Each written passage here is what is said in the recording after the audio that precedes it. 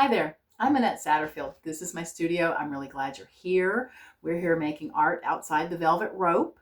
And today I'm going to be putting some gesso on this canvas behind me. In an earlier video, I showed you how I tape up these canvases and talked about why I work on them.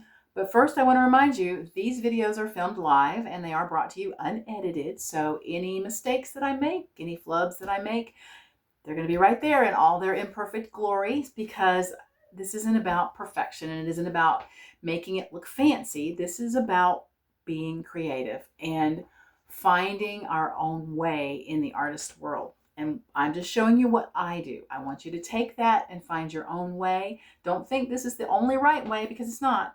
It's just the way I work. But what we did last time we talked is I taped up some regular cotton canvas onto these foam boards, because that's how I like to work on canvas. And you can check out that video to see a little bit more about that.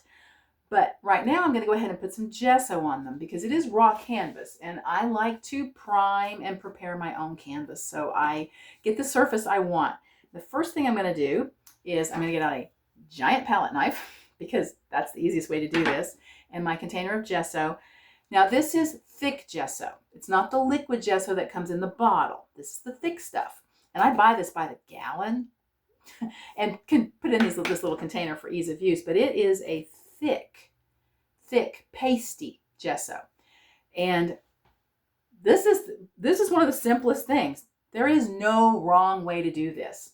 Is wipe it on there. And I like to push on, that's why I use this big knife, is kind of push on it and get it into the fibers. You may not be able to see it, but I will show you. So what I do, it doesn't take a lot. This first coat is actually on the thin side, and that is for a very good reason, which I will show you in a minute. So what we do is we just take and I'm more pressing it on than I am painting.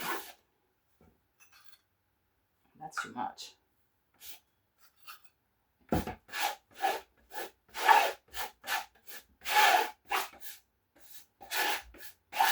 You want to make sure that every little bit is covered, all the edges.